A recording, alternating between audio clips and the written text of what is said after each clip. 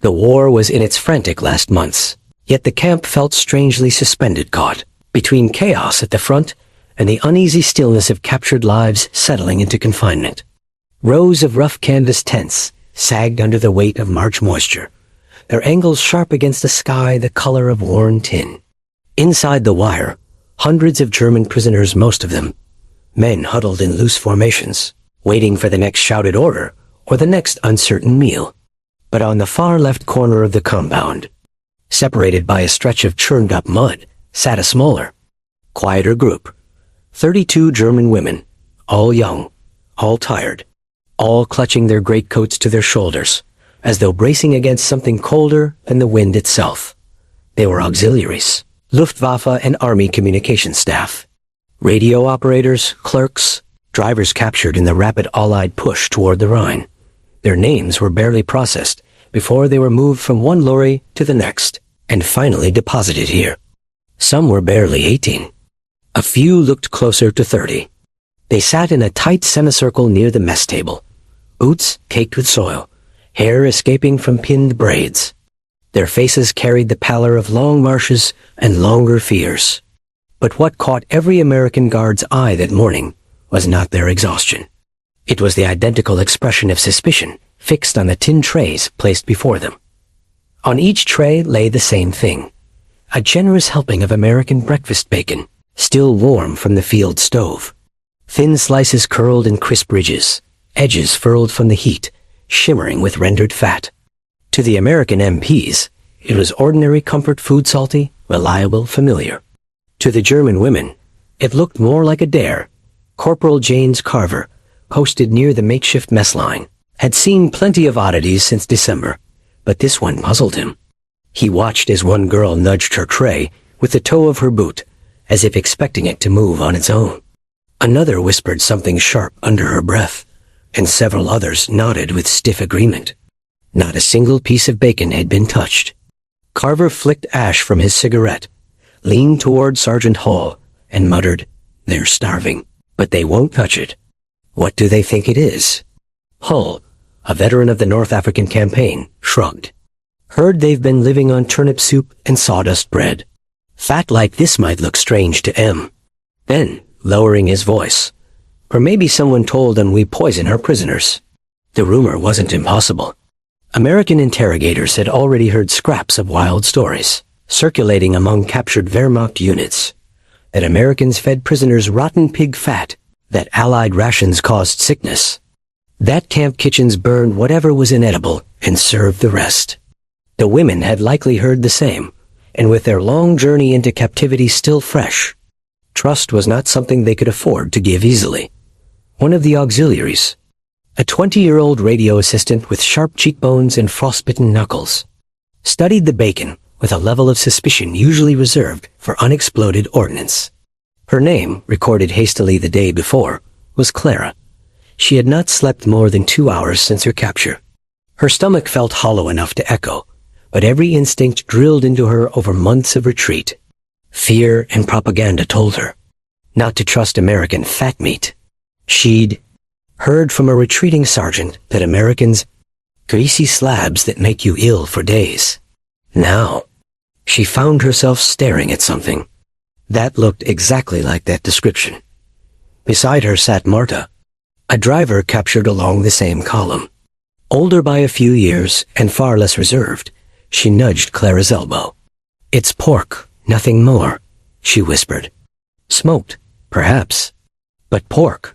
Her voice carried a wryness that suggested she had already resigned herself to the absurdity of their situation. Clara shook her head. "It looks wrong. Too much fat. Why give us so much?"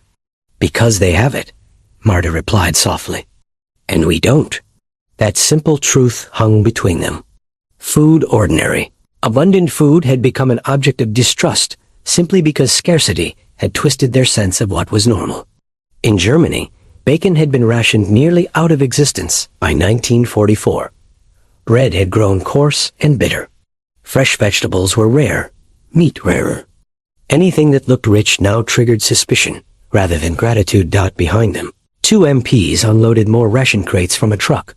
Canned beans, powdered eggs, tins of sliced peaches. Carver watched the women again and exhaled, seeing the widening gap between what the U.S. Army considered basic sustenance and what these women believed might be a threat. He didn't blame them. You could tell a prisoner 100 times that you intended no harm, but fear clings harder than reassurance. The camp around them hummed with routine. Prisoners queued for rolls and hot water. Guards paced their assigned routes. A supply jeep rattled past, splashing mud onto boots and tent flaps. The war thundered only a few dozen miles away. But here, the conflict narrowed to a simple, silent standoff between hunger and dread played out in front of untouched bacon. Then the wind shifted, carrying a new smell across the mess area, one far more inviting than the bacon itself. Toasted bread. Someone in the American corner had fired up a small field stove and begun heating thick white slices until they browned at the edges. The aroma cut through the cold air with startling warmth. A second scent followed. Tomatoes, freshly cut, their sharp acidity unmistakable even from a distance. Then came the rustle of crisp lettuce leaves, the soft thud of a knife hitting a wooden board, the quiet sizzle of bacon reheated to perfect crispness.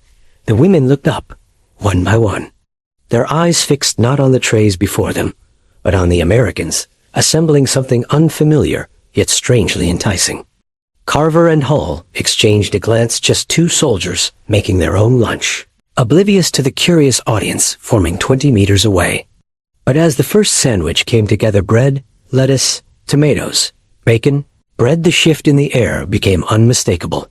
Clara blinked, trying to reconcile the scene with everything she'd been told. Marta leaned forward slightly, her breath catching. The sandwiches looked nothing like the greasy slabs they'd feared. They looked civilized, fresh, almost comforting. For the first time since their capture, a flicker of hunger overpowered caution in several faces.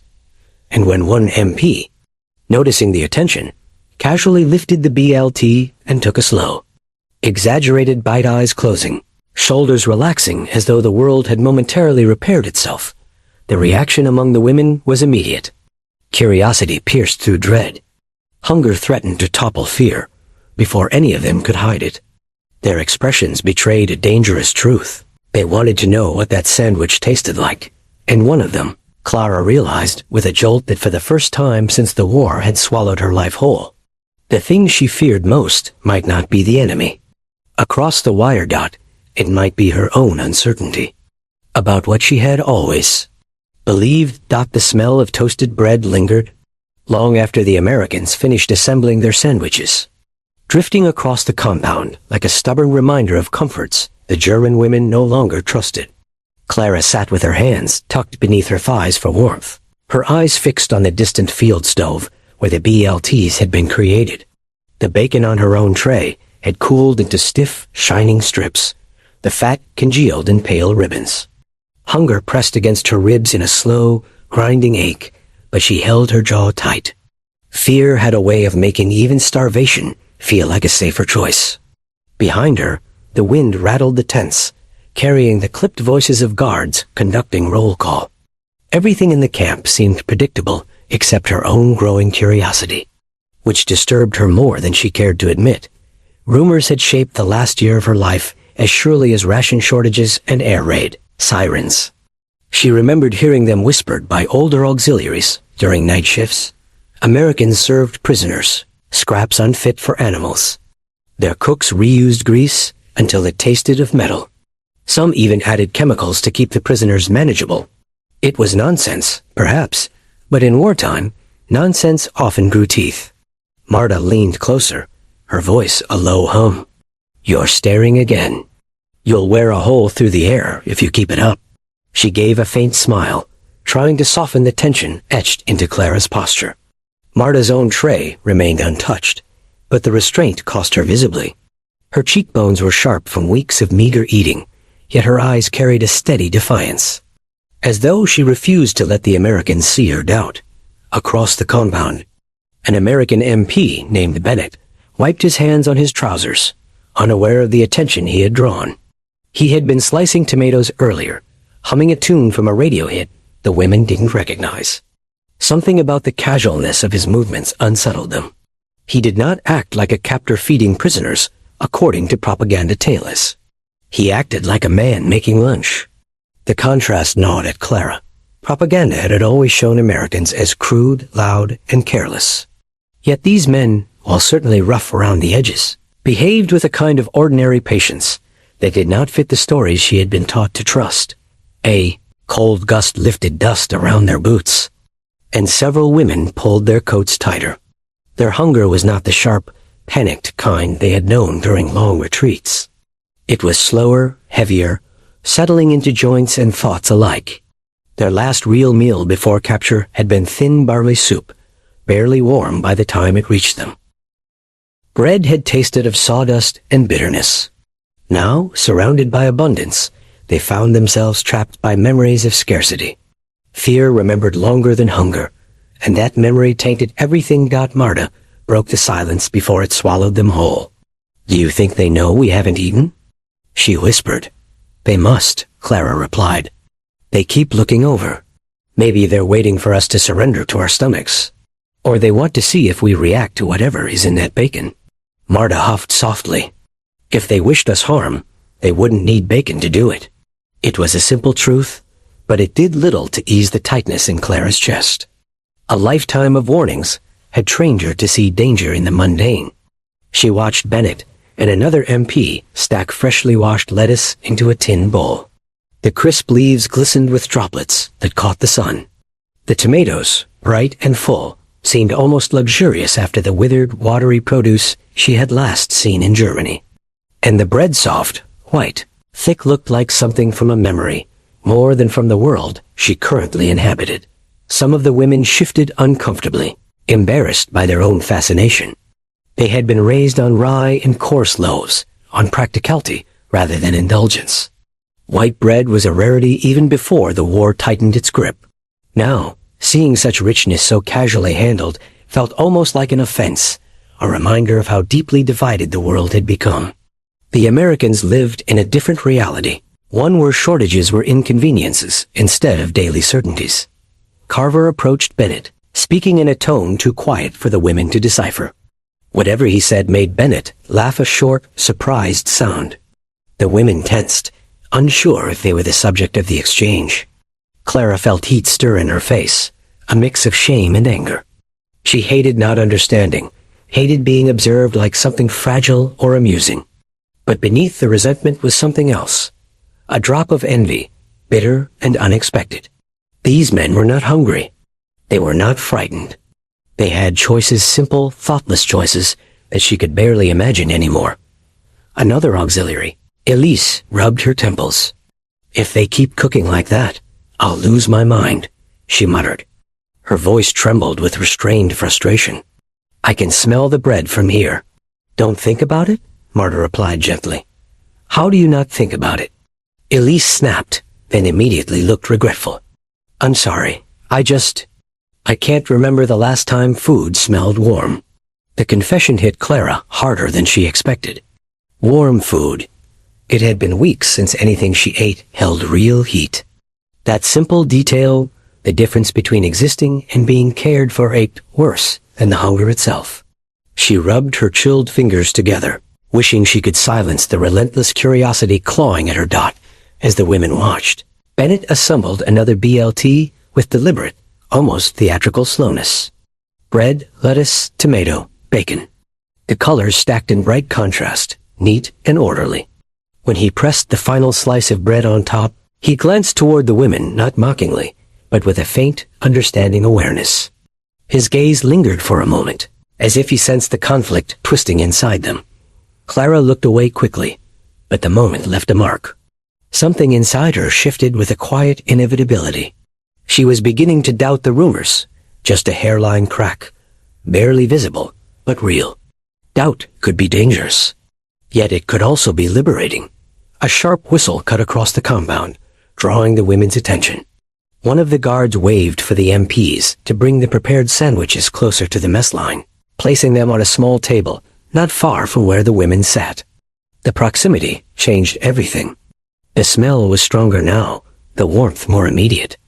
No command followed, only the silent, unmistakable invitation of food left within reach. Marta inhaled deeply, no longer hiding her reaction. If they wanted to trick us, she murmured, they would not make the food look so good. Clara said nothing. She felt her pulse quicken, not from fear, but from the dangerous possibility that everything she had believed about the enemy was incomplete. The sandwiches sat on the table like small, edible challenges, testing the boundaries of her conviction. And as the wind shifted again, carrying the scent of freshly toasted bread straight into their small circle, Clara realized with a start that the rumors she had clung to were beginning to feel thinner than the hunger gnawing inside her. The first woman to rise and approach that table, whoever she would be, might reshape the entire camp's unspoken standoff. Clara felt a faint tremor run through her legs. She wasn't sure whether it signaled fear or the first step toward letting go. The first woman to stand was not the boldest among them, nor the hungriest, nor even the most skeptical. She rose because the silence had become unbearable. Elise pushed herself up with a steadiness she did not feel, brushing dirt from her coat as though tidiness could mask the tremor in her fingers. The others watched with held breath, their expressions caught between admiration and dread. Clara's heart thudded in her chest, each beat urging her to speak, to stop Elise, to join her. She wasn't sure which. But Elise was already walking toward the small table where the BLTs waited, their layered colors gleaming in the thin morning light like something from a world untouched by hardship. Every step she took seemed louder than boots crunching frost, louder than the distant rumble of trucks beyond the camp, louder than her own racing pulse. Bennett noticed her first. His eyebrows lifted, not mockingly, but with a kind of gentle surprise, as if he had been quietly hoping someone would cross that invisible line. He nudged Carver with his elbow. "One's coming," he murmured. Carver straightened and tried to look busy with a clipboard, though his eyes remained fixed on Elise. Even the wind seemed to pause, waiting to see what shape the next few seconds would take. Elise stopped before the table, staring at the nearest sandwich. It was cut cleanly, the bright red tomatoes pressed against crisp lettuce, the bacon nestled in tidy strips. She swallowed hard. Memories flashed through her mind, her mother slicing rations into thin portions, her sister weeping over the last of the potatoes, evenings where hunger felt like a permanent companion. This sandwich looked like a challenge to all of that, a promise she wanted desperately to believe, but feared she could not trust. Bennett stepped forward but kept his distance. "It's just food," he said quietly, not patronizing, simply honest. Nothing headed, nothing strange. Elise's lips parted slightly. She didn't understand every word, but she understood enough. She lifted the sandwich with both hands, surprised by its warmth, by the softness of the bread, by the weight of it, substantial, generous, almost foreign in its abundance. Behind her, the other women leaned forward as though pulled by a shared tether. Clara felt the air stretch thin across her lungs. Marta whispered, "She's brave," though her voice wavered with her own uncertainty. Elise hesitated only a moment longer before raising the sandwich to her mouth. The first bite was small, cautious, performed under the intense scrutiny of friend and foe alike. The bread gave way instantly, soft as memory. The bacon cracked lightly between her teeth, releasing a smoky saltiness she had forgotten existed. The tomatoes burst with a fresh tang that startled her, and the lettuce offered a crispness her body recognized with painful gratitude. Her eyes widened not in fear, but in shock, in relief, in something dangerously close to joy. She chewed slowly, as if testing the air for betrayal. None came, only flavor. Real, honest flavor. A breath she did not realize she had been holding escaped her in a trembling sigh. Clara felt the sound in her own bones. Elise lowered the sandwich slightly and whispered, "It tastes like home, only better." The words reached the women nearest her. A ripple moved through the group, first disbelief, then cautious hope. Marta stood next, propelled by a mixture of hunger and Elise's expression, which no rumor could contradict. She approached the table, chin high, and took a sandwich without waiting for invitation. Her first bite was larger, less hesitant. She closed her eyes. The lines around her mouth softened. "Speck," she murmured under her breath. It's just Speck. That recognition fractured the wall of fear more effectively than any reassurance from the guards. Speck was familiar. Speck was German. Speck was safe. Clara felt something unspool in her chest at the thought. If the bacon was simply a different version of what she knew, then what else might the truth have distorted? One more woman stepped forward. Then another. Soon the small line grew, hesitant but unbroken, each woman taking a sandwich with the reverence of someone accepting a fragile truth. The guards watched quietly, some smiling, some pretending not to. Carver exhaled through his nose, a subtle sign of relief. Guess all they needed was to see someone else eat first. He muttered. The transformation, though small, felt monumental. Voices grew a shade louder, movements less rigid, shoulders less hunched beneath invisible weight. Hunger had been the spark, but trust, thin, fragile trust, was the tinder finally catching flame. Clara remained seated, caught between compulsion and caution. Marta glanced back, sandwich in hand, bits of lettuce clinging to her glove.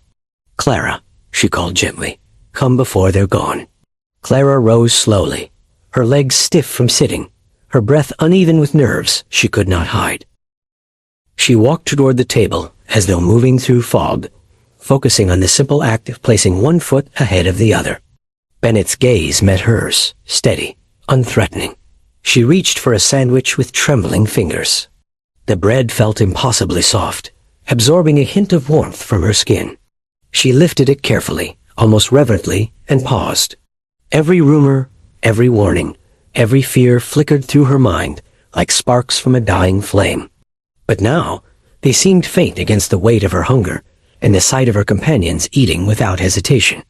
She brought the sandwich to her lips and took a small bite. The flavors met her tongue in a rush: smoke, salt, freshness, warmth. Her knees felt weak with relief she did not understand. She swallowed, breath hitching. She looked at Marta, who smiled with quiet triumph. In that moment, Clara knew something irreversible had shifted. The world had not changed, but her place within it had. The enemy was still the enemy, the war still raging, the future still uncertain. Yet the simple truth of the sandwich dislodged a stone of fear she had carried for months. And as she took a second, larger bite, she sensed that trust, real trust, begins not with declarations or treaties, but with something as small and human as shared food. Behind her, another woman rose to join the line, and then another. The tension that had ruled the camp for days began to thin, replaced by an unspoken acknowledgement that not every unknown was a threat. But just as the atmosphere softened, a sharp whistle pierced the air. A different squad of guards approached from the far end of the compound, their expressions stern, their pace brisk, their voices clipped. Something was about to change again. The sharp whistle cracked through the air like a snapped branch, jolting the women from their fragile moment of reassurance. Clara turned instinctively, half expecting reprimand, but the approaching guards were not shouting orders. They were directing a small procession, 2 medics carrying crates, and another MP pushing a trolley stacked with blankets and additional ration tins. Their arrival stirred a new murmur across the compound.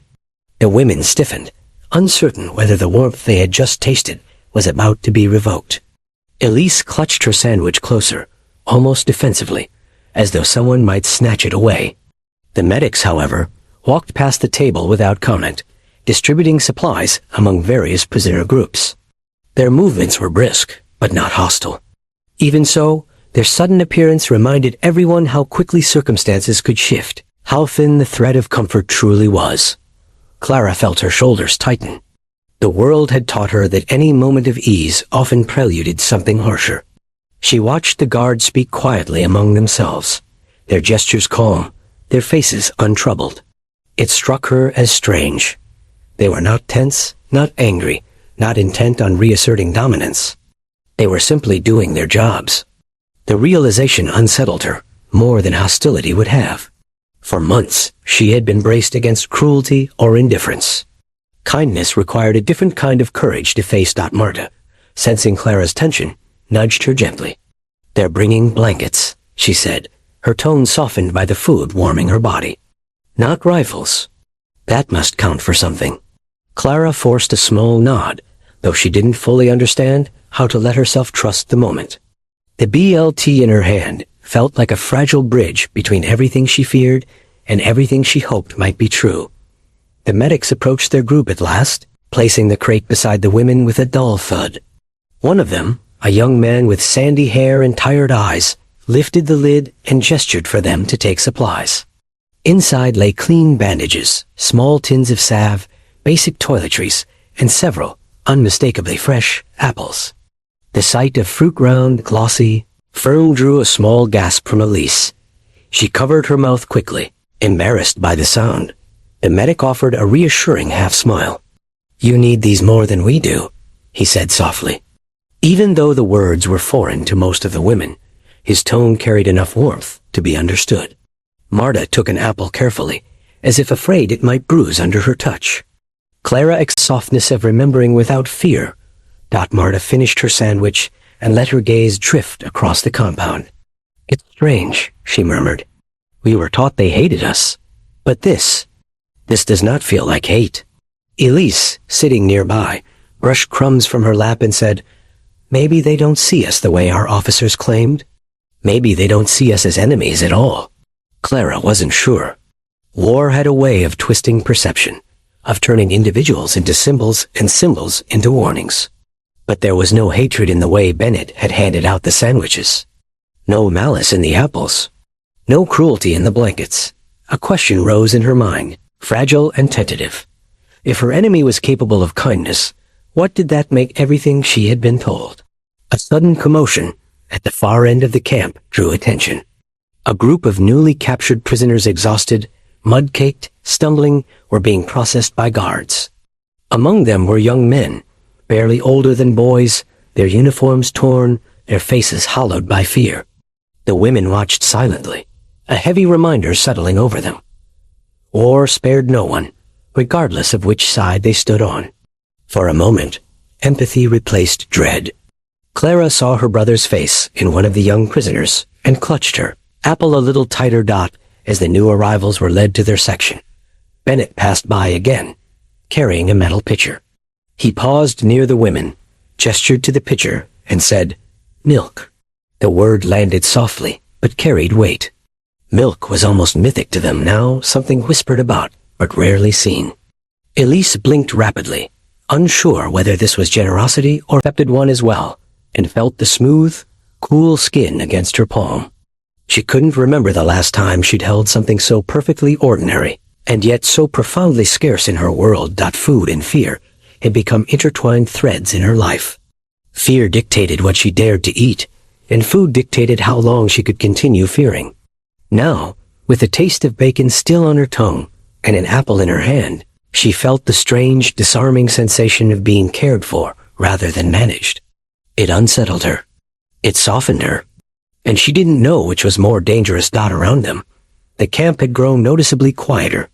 Other prisoners had watched the scene unfold: the sandwiches, the medical supplies, the hesitant trust, and their expressions ranged from confusion to quiet envy. A few nodded respectfully toward the women, recognizing the surreal privilege of being treated with something close to gentleness in a place built on constraint. The women, in turn, felt a ripple of self-consciousness. They had done nothing to earn this moment, except survive long enough to receive it. Clara bit into her apple cautiously. The crisp snap was louder than she expected, and the burst of tart juice startled her. She closed her eyes briefly. For a fleeting moment, she was standing in her family's orchard at the edge of autumn, the sun warm on her shoulders, the air ripe with the scent of leaves and distant wood smoke. That memory had felt unreachable only hours before. Now it slid back into her mind with painful clarity. When she opened her eyes, the orchard faded, replaced by mud and wire and watchtowers.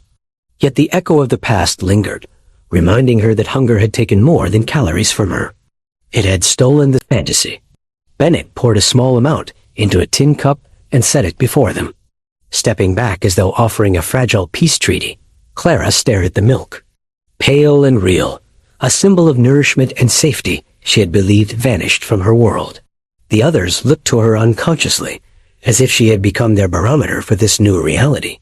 She met their eyes, feeling the same mixture of fear and longing reflected back at her. If she accepted this, she would be accepting more than food. She would be accepting the possibility that the world was not as divided, not as monstrous, not as certain as she had been taught. She reached for the cup, her fingers brushed the rim, and in that quiet, suspended moment, she understood that the line between survival and humanity was thinner than she had ever imagined, and she was about to choose which side she would stand on. That's it for today's story. And before you go, please tell us in the comments where you're watching from. We love seeing how far our stories reach. And don't forget to hit like and subscribe so you don't miss the next one.